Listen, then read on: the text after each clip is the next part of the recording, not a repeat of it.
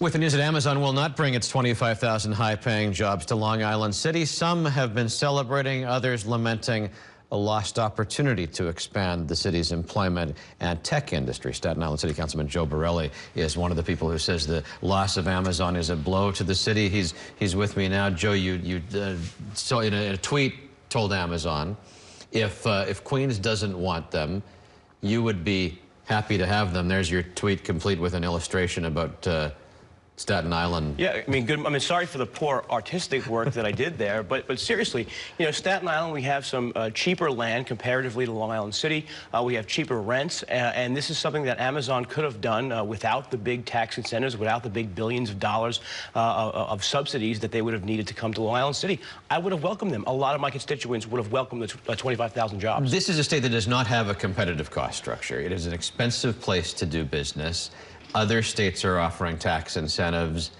Would you have supported the continuance of those incentives if Amazon hadn't dropped out yesterday? No. And I think this does raise the bigger picture of whether we can continue to be a very high-tax state and only are able to solicit businesses like Amazon by dangling these sort of crony capitalist tax incentives. We need to create a competitive environment like states like Texas, like smaller states like Kansas, and many other states around the country have to actually attract companies without sort of needing this type of investment.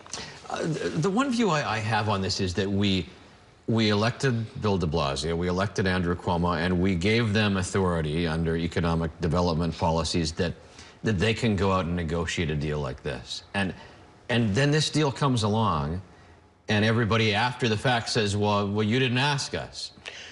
Look, they're elected for a reason. And our chance to throw them out of office if we don't like the deal is when the next gubernatorial election comes Sure, around. Pat, I mean, the rollout was handled pretty poorly from both the mayor's side and the governor's side, but if I could be honest a second, I mean, so many of your colleagues in journalism have fallen over themselves praising Governor Cuomo's political acumen over the years. I mean, rule number one is probably bring in the people that might come back to haunt you later on. He should have brought in the local elected officials first. What should happen in these situations? Should we get into the sweepstakes like this? Will we see companies coming to New York asking for concessions like this, or is this the end of that? Look, there's nothing wrong with us engaging in companies and trying to solicit business here. We have city agencies, state agencies that do that as a matter of course. The problem is when we can sort of dangle these type of incentives, and then when the political will doesn't seem to be there to support them in the end of the day, they pull out. We shouldn't be surprised. I mean, frankly, it's shocking to see people like a freshman member of Congress come out and tweet things like this $3 billion can now be used to fund teachers or the MTA. Well, people don't understand what tax incentives are. But Pat, I mean, this is a member of Congress. That's shockingly naive, I mean, for anyone, let alone someone who's elected to office to represent that neighborhood. When companies come in a situation like this, there are people who are displaced.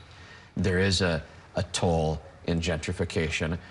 What do you say to the concerns about that? So gentrification is a real issue for people who live in Long Island City. Long Island City has been being gentrified now for 10 years, probably more than that since I think 2002 when the Bloomberg administration rezoned it. The problem I saw was seeing other of my colleagues conflate everything from gentrification, like you mentioned, to the MTA, to immigration and ICE as a reason to not have Amazon. I mean, this is what people were saying at press conferences as a reason to oppose Amazon. It's bizarre. No, I mean, I was firing back at Corey Johnson on Twitter yesterday when he was saying, I would choose the mass transit over a helipad.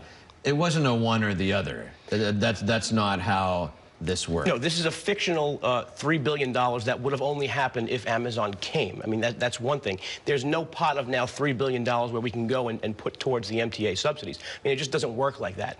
So it was a shame to see sort of some naivety by people like AOC who are out there sort of making that case, getting people who trust their opinions to not buy in on this Amazon deal because of it. Joe, thanks for coming in this morning.